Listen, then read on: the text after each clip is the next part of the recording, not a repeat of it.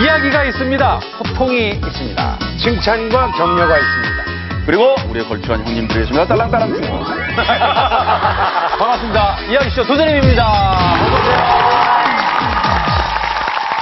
저희가 지난번에 그 파일럿으로서 이렇게 여러분께 인사드렸었는데 정규 방송이 됐어요, 저희가. 빅브라더스에서 이름이 바뀌었어요. 네네네, 그렇죠. 두들긴다. 두들긴다. 아, 저는 좋아요. 난타 두들긴다. 아하, 또.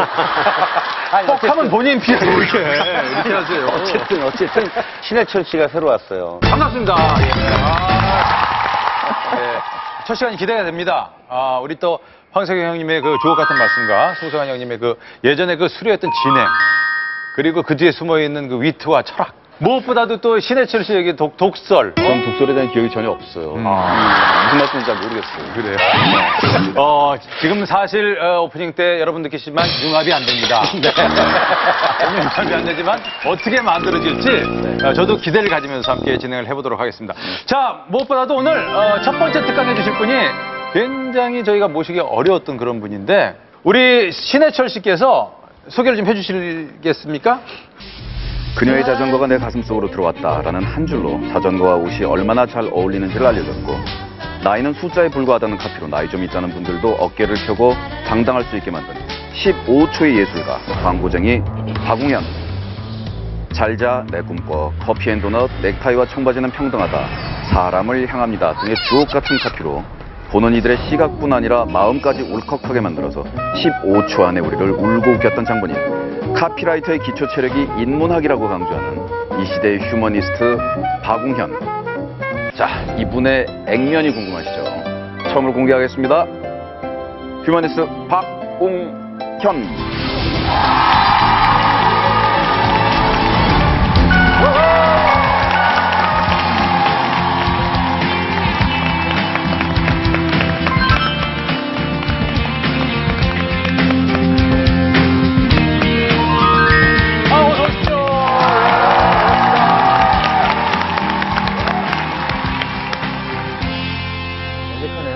도 아니고 뭐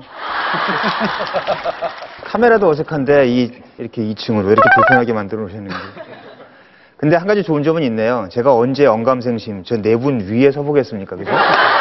그 사람을 향합니다라는 광고를 2005년도에 만들었어요. 근데 오늘 제가 말씀드릴 내용은 사람을 향하지 않고 개를 향할 것 같아요. 그래서 오늘 강의 제목을 만약에 정한다면 개를 향합니다. 그래서 이 개를 띄워놓은 건데요. 저 개가요. 왜 여러분들 누구 사진을 보면 동일시 되는 사람들이 있잖아요. 가끔 착각하는 사람들은 뭐 난 원빈 닮은 것 같아 이런 사람도 있겠지만 저도 그런 게 있었고요. 근데 최초로 동물을 보고 야 웅현아 라고 불렀던 사진이 저 사진이었어요. 이렇게 제 표정을 보고 있으면 제가 사는 모습 같아요. 이렇게 약간 멍하고 걷긴 걷는데 어딜 가는지 모르고 왜 태어나는지 모르겠고 근데 하여튼 가야 되니까 가는 거죠. 저 위험한 철길변을. 오늘 제가 말씀드릴 내용이 그래서 달리는 방향은 개가 될 겁니다. 그럼 지금부터 개소리를 시작해 보겠습니다. 제가 신문방송학과를 나갔어요. 근데 신문방송학과를 왜 갔느냐? 말 그대로 신문사하고 방송국 가려고 갔어요. 고등학교 때 제가 신문을 만들었거든요. 대학교에서도 그 신문사 편집장을 했어요. 신문사를 들어가서. 그 말은 오랫동안 신문이라는 미디어를 생각을 했던 거죠. 그리고 물론 이제 방송국도 생각을 했고요. 방송국 PD도 좋겠다. 이 비주얼에 아나운서 못하겠다는 건 이미 알았었고. 그래서 그 정도 직업군을 생각을 하고 갔었는데 결국은 저는 지금 광고인이죠. 근데 그러면 내가 자발적으로 그 선택을 했느냐? 아닙니다. KBS 시험 봤다 떨어졌고요. MBC 시험 봤다 떨어졌고요. SBS 시험 봤다가 떨어졌습니다. 그리고 신문사 세 군데 시험 봤다가 다 떨어졌습니다. 무려 6번을 떨어진 거죠. 그러고는 먹고 살아야 되니까 다른 데 시험을 봤는데 광고회사 시험을 본 거죠. 근데 광고회사는 운 좋게 된 거예요. 그래서 한편으로는 신문사 방송국이 날 싫다는데 내가 굳이 그렇게 혼자 그렇게 구애를 할 필요 없겠다는 생각도 있었고요. 또 한편으로는 직업전선에 뛰어들어야 되니까 그것도 있었어요. 어찌됐건 저는 차선의 선택을 한 거죠. 제 최선의 선택은 이 자리였어요. 지금 여기 계신 이런 일을 하고 싶었어요. 못했어요. 자괴감이 없지 않았죠. 더군다나 내 친구들이 PD 누구에서 이름이 나오기 시작하고 그 다음에 모 신문 기자 뭐 이거 나오기 시작하고 제 후배는 아나운서 누구입니다 나오기 시작하고 그러면 거기서 어떤 판단을 할 것이냐. 나는 차선의 선택을 했으니 나는 루저다.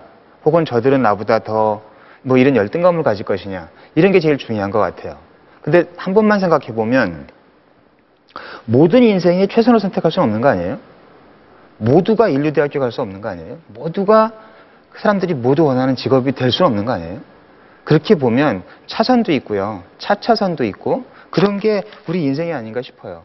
그래서 여기 지금 광고하시는 분들 계신 것 같은데 다른 직업도 마찬가지인데 저는 너무 스트라이크 존을 좁혀 잡지 말자라고 얘기를 해요. 제가 지금 돌아보면 광고를 선택할 수 있었던 것은 그리고 거기서 그렇게 자괴감에 빠져있지 않았던 것은 내가 정작 하고 싶었던 일은 그때 내가 아는 게 신문방송밖에 없으니까 신문방송이라고 얘기를 했지만 아마도 미디어를 통해서 어떤 내용을 컨텐츠를 생산하고 싶다 였던 것 같아요. 그래서 잡지사면 어떻고 루포라이터면 어떻고 기자면 어떻고 카피라이터면 어떻고 이렇게 넓혀놓은 거죠. 이 정도의 스트라이크 존을 갖는 게 이 범퍼를 좀 가져야 될 것 같다는 생각이 드는 거죠. 단 내가 무엇을 하는 사람인지 내 자존은 지켜나가야 된다는 거죠. 다시 제 얘기로 잠깐 돌아오면 그래서 광고회사로 들어왔죠. 근데 지금 돌아보면 내가 너무 사변적이었고 내가 회의실을 들어가면 회의가 지지부진해지고 40몇 짜리 원고가 되는 거죠. 사실은 광고회사 회의라는 것은 잡지에서 나온 사진 하나 툭 붙여놓고 이렇게 정리해가지고 합당한 논리적 추론 없이 정리가 될 수도 있거든요. 오히려 그게 더 많거든요. 근데 그런 거 툭 붙여놓고 하면 합당한 논리적 추론만 하고 있으니 얼마나 선배들이 답답했겠어요. 그리고 이제 그때 어머니가 그 종이컵 쓰지 말라고 시장에서 재래시장에서 표주박을 사다 주셨어요. 조그만 표주박을 사가지고 그걸로 물을 떠먹으라고 한 10개 사주셨어요. 근데 이제 나에 대한 그 자괴감이나 어떤 열패감 같은 것들도 있었겠죠. 그래서 이제 표주박 가지고 이렇게 머리를 퉁퉁 치면서 하루 종일 지내는 거예요. 근데 저희 책상 앞에는 천착이라는 단어 써놨어요. 천착이 깊이 뚫는 거거든요, 뭔가를. 왜 그걸 써놨는지 모르겠는데 천착이라는 단어를 써놓고 이 두들기니까 약간 선배들은 무슨 점집 분위기냐 이거 왜 이러냐 그런 얘기를 했었고요. 그렇게 해서 박이 깨지면 박도 단단하지만 제 머리도 단단하거든요. 그래서 다른 박 꺼내가지고 또 두들기고 이런 과정을 한 3년 거쳤어요. 그래서 저는 이직도 생각을 했었거든요. 답은 다른 곳에 있었다는 생각을 했거든요. 인생의 답은 이민간 내 친구한테 있거나 방송국 PD하는 다큐 PD하는 내 친구한테 가 있거나 다른 곳에 답이 있지 나한테 답이 있는 것 같지가 않은 거예요. 그러니까 계속 흔들리는 거죠. 근데 어느 순간에 광고에도 논리적 프레임이나 내가 가지고 있는 강점, 내가 내세울 수 있는 무엇이 필요하다는 걸 어느 순간에 발견을 한 거거든요. 분석력 같은 것들이. 그러니까 그것까지 보면 만약에 그 발견을 못했다면 저는 업계를 떠났을 겁니다. 그러니까 여기서도 보면 제가 감히 저한테 쓴다면 내가 잘할 수 있는 것을 전 놓지 않았던 것 같아요. 그러니까 그들이 나한테 무엇을 원하는지를 자꾸 보기보다는 내가 무엇을 할 수 있는지를 자꾸 보려고 했던 거라는 생각이 들어요. 그리고 내가 있는 속에서 답을 찾으려고 했던 거죠. 그러니까 답은 내 주변에서 나오지 않으면 안 나와요. 잔디밭에 가면 왜 이제 여러분들 그 담요 깔라고 여기 앉을까? 저쪽이 더 푸르네. 절로 가자. 저쪽이 더 푸르네. 가면 듬성듬성하고 저기 멀리 보면 그게 잔디 이론이죠. 답은 내 앞에 있지 않다는 생각을 했던 거예요. 그러다가 최근에 이런 철이 든 게 얼마 안 되는데 다른 데 답이 있는 거 인정하겠어. 근데 그 답은 내 답이 아니야. 어쩌겠어요. 스티브 잡스가 가지고 있는 답을 내가 어떻게 가져오겠어요. 내가 스티브 잡스가 아닌걸? 그러면 나는 내 답을 찾아야 되는 거구나. 그렇게 본다면 진짜 답은 여기 있다? 아니면 없다요. 톨스토이가 인터뷰를 하는데 기자가 물었대요. 지금 당신에게 가장 중요한 일이 무엇이고 가장 중요한 사람이 누굽니까? 라고 물었더니 톨스토이가 지금 나한테 가장 중요한 사람은 당신이고 나한테 가장 중요한 일은 이 인터뷰다라고 그랬대요. 톨스토이는 분명히 자기 앞에서 답을 찾으려고 했던 거죠. 그 순간에 집중을 해주려고 했던 거죠. 그래서 개예요.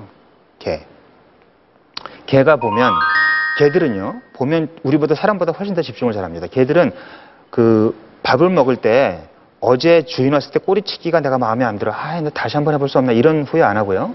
잠을 자면서 내일 공놀이 할 때 내가 멋지게 날라야 돼. 이 미리 걱정 안 해요. 밥을 먹을 땐 밥을 먹고요. 잠을 잘 땐 잠을 자요. 온전하게. 그 순간에 집중, 거기에 답이 있다고 믿거든요.